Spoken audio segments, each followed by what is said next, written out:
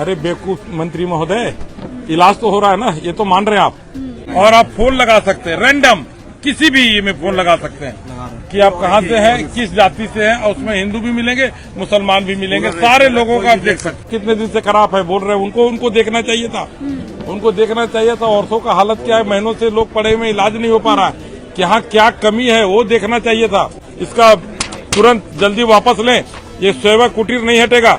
एक दिन रहिएगा, इरफान अंसारी जी खुद रहेंगे तो आंख से आंसू गिर जाएगा उनका, अगर इंसानियत उनके अंदर होगा तो। ये सदर अस्पताल का जो पहले समस्या था उससे बेहतर है कहीं, ये सेवा कुटीर ये आम पब्लिक के लिए है, ये किसी जाति धर्म विशेष के लिए नहीं पूछा जाता है। तो यहाँ पे मेरे अकॉर्डिंग 1000 लोगों का जान बचाया गया है। कि हम आते थे, तुरंत हम अपना बताते थे कि मुझे ये प्रॉब्लम है, तुरंत हमारे भाई लोग ले जाते थे और वहाँ पे अच्छा से अच्छा ट्रीटमेंट दिलवाने का काम करते थे। नमस्कार, मैं भाव्या, आप देख रहे हैं N4 न्यूज भारत। इस वक्त हम मौजूद हैं संजीवनी सेवा कुटीर के ठीक समीप। आपको बता दें कि ये कुटीर शुरुआत इसलिए किया गया था इस कुटीर का क्योंकि ताकि गरीब जन जितने लोग हैं या फिर जितने भी लोग जिनको सहायता की जरूरत है वो सारे लोग आए और संजीवनी सेवा कुटीर से उनको सहायता मिले। आपको बता दें विधायक प्रदीप, हजारीबाग सदर विधायक प्रदीप प्रसाद के द्वारा वो शुरू किया गया था।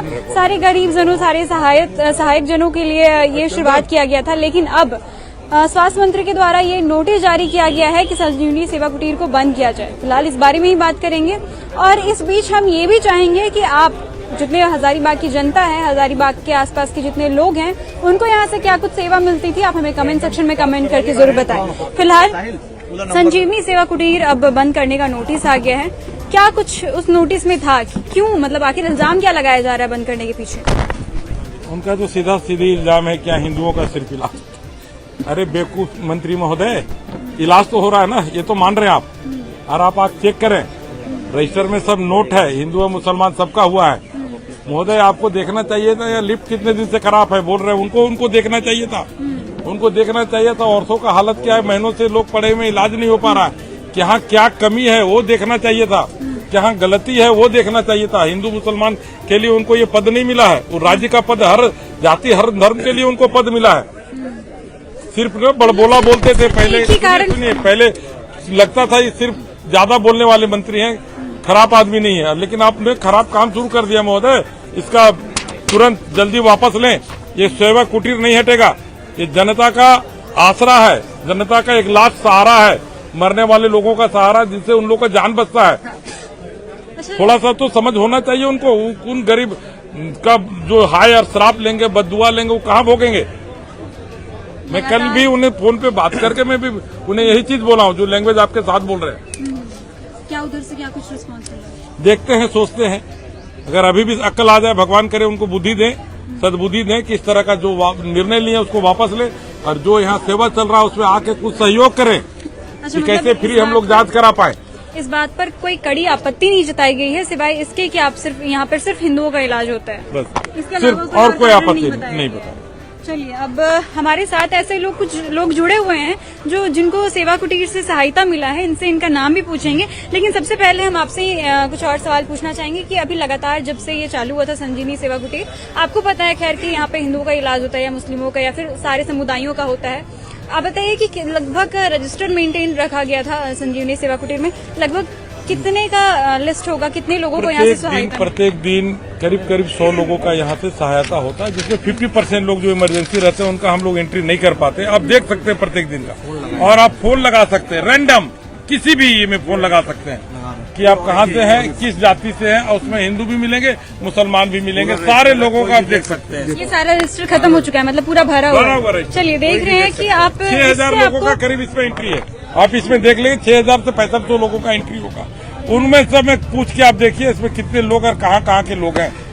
चलिए, ये रजिस्टर ये दिखाता है कि संजीवनी सेवा कुटीर में किस तरह का काम हो रहा था। फिलहाल जो लोग यहाँ पर रहते थे संजीवनी सेवा कुटीर में, जो लोग रहते थे जिनके द्वारा मदद किया जाता था, उनसे ही बात करेंगे। अच्छा, ये जो सारी समस्याएं आती थी, लगभग ज्यादा समस्या किस चीज का रहता था लोगों का? जैसे कि एक्सीडेंट हो गया, एक्सीडेंट होके कोई आया तो डॉक्टर यहाँ प्रेजेंट नहीं है, वार्ड बॉय नहीं है, उनके परिजन खुद उठा रहे हैं, जिनके साथ कोई नहीं उन लोग को हम लोग लेके जाते हैं। कोई तरह का दिक्कत होता है, जिनके पास दवा का पैसा नहीं रहता है, हम लोग विधायक जी से बात करते हैं तो दवा उनको हम लोग लेके देते हैं, अपने एम्बुलेंस से उनको घर तक छोड़ते हैं या रांची छोड़ते हैं। यहाँ स्थिति ऐसा है मैम कि अगर रहिएगा, आप एक दिन रहिएगा या इरफान अंसारी जी खुद रहेंगे तो आंख से आंसू गिर जाएगा उनका, अगर इंसानियत उनके अंदर होगा तो। चलिए, फिलहाल हमारे साथ कुछ लोग जुड़े हुए हैं जिनको वाकई यहाँ से सहायता मिली है। सबसे पहले तो आपसे ही बात करना चाहेंगे, किस तरह की यहाँ से सहायता मिली है? ये सहायता यहाँ तो बेहतर है, समझन है। ये सदर अस्पताल का जो पहले समस्या था उससे बेहतर है कहीं। ये सेवा कुटीर ये आम पब्लिक के लिए है, ये किसी जाति धर्म विशेष के लिए नहीं पूछा जाता है कि आप अंसारी हैं, आप खान हैं, आप यादव हैं। सभी धर्म के लिए जो आए सब इलाज करते हैं। ये नेक काम है। इंसानियत के नाते अगर आपका कोई है इलाज, अगर आप किस तरह का मदद चाहते हैं, इसको सर मत बंद कीजिए, इसको प्रदीप भैया जो कर रहे हैं उसको करने दीजिए। ये समझिए विशेष धर्म या इसके लिए नहीं किया जा रहा है, समझे ना। इसको आप करने दीजिए, इसको हौसला अफजाई कीजिए कि आप अच्छा कीजिए। इसलिए पब्लिक सेवा है। अगर किसी को अगर दुख में, अगर चोट में, अगर कोई मदद कर दे, रोड पर गिरा हुआ अगर उठा दे, तो उन्हें देखा कि मुस्लिम है तो उसको नहीं उठाएंगे, हिंदू नहीं उठाएंगे। अगर इंसानियत उसके अंदर है तो उठाएगा। तो प्रदीप भैया के पास इंसानियत के नाते ही कर रहे हैं। वो किसी विशेष धर्म के लिए नहीं लिखा सिर्फ यहाँ हिंदुओं का इलाज होगा, ओनली फॉर हिंदू नहीं ना, सभी धर्म के लिए है। तो प्रदीप भैया को मैं थैंक यू करना चाहता हूँ, धन्यवाद कि आपने पब्लिक के लिए सेवा किया है और करते रहिए। और इरफान सर से भी कहना चाहता हूँ कि आप इनको सपोर्ट कीजिए, करने दीजिए, जो सहयोग होगा इनको कीजिए। बहुत अच्छा, आप यहाँ पर आए थे तो किस तरह का आपको यहाँ से सबसे पहले रिस्पांस मिला था संजीवनी सेवा कुटीर में?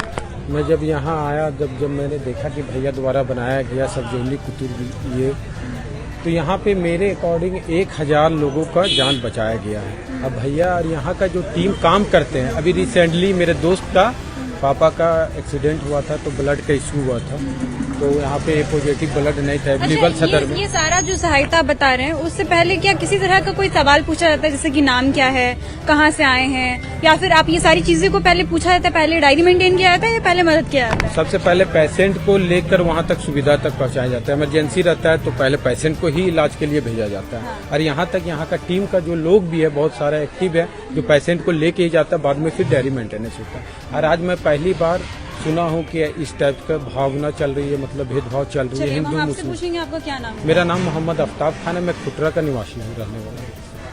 यहाँ पे एक महिला भी हैं जो लगातार सदर अस्पताल में आती रहती हैं अपने स्वास्थ्य को लेकर के। आप आई होंगी इससे पहले भी संजीवनी सेवा कुटीर में। आपको आने के बाद क्या रिस्पांस मिलता था? उसके बाद आपका नाम हम पूछेंगे। आने के बाद हमको यही रिस्पांस मिलता था कि हम आते थे, तुरंत हम अपना बताते थे कि मुझे ये प्रॉब्लम है, तुरंत हमारे भाई लोग ले जाते थे और वहाँ पे अच्छा से अच्छा ट्रीटमेंट दिलवाने का काम करते थे। अच्छा, इससे पहले हम आपसे भी जानना चाहेंगे कि किसी तरह का कोई धर्म, जाति या नाम ऐसा करके कुछ पूछा जाता था ताकि वो पहचान कर पाए? गलती से भी नहीं, एकदम कभी नहीं। पहले समस्या के बारे में जाना जाता था, उसके बाद सिर्फ समस्या बताना पड़ता था। वो लोग खुद कुटीर छोड़ के हम लोग को ले जा करके इलाज करवाते थे। चलिए, ये नाम क्या हुआ? मेरा नाम रूही खान हुआ। चलिए, ये सारी चीजें जो है वो संजीवनी कुटीर की थी। और हम आपसे भी एक पक्ष जानना चाहेंगे, संजीवनी सेवा कुटीर से आप पर क्या प्रभाव पड़ा था, आपके आसपास जितने लोग हैं उन पर क्या प्रभाव पड़ा था। और रहा बात इस चैनल के माध्यम से हमने आपको कई दफा दिखाया है कि संजीवनी सेवा कुटीर से क्या क्या सहायता मिल रही है लोगों को। संजीवनी सेवा कुटीर से अस्पताल में जो हो रहे गड़बड़ी है, अस्पताल में जो हो रहे अंदर खाने से जो बातें सामने निकल करके आती थी, उन सारी चीजों के बारे में भी लगातार हम आपको दिखाते रहे। फिलहाल संजीवनी सेवा कुटीर को बंद न करने का निर्णय लिया गया है हजारीबाग सदर विधायक के द्वारा, कि उनका बस इतना कहना है कि अगर संजीवनी सेवा कुटीर बंद करवाना है तो उन्हें उठा करके स्वास्थ्य मंत्री खुद ले जाएं। जब तक हम यहाँ रहेंगे तब तक ये सेवा कुटीर बंद नहीं होने वाला है और आगे चल करके सेवा कुटीर नहीं महल बनेगा। फिलहाल इस पर आप क्या कुछ प्रतिक्रिया देना चाहते हैं, हमें कमेंट सेक्शन में कमेंट करके जरूर बताएं। और ऐसी और खबरों के लिए आप जुड़े रहें N4 न्यूज भारत के साथ। N4 news Bharat.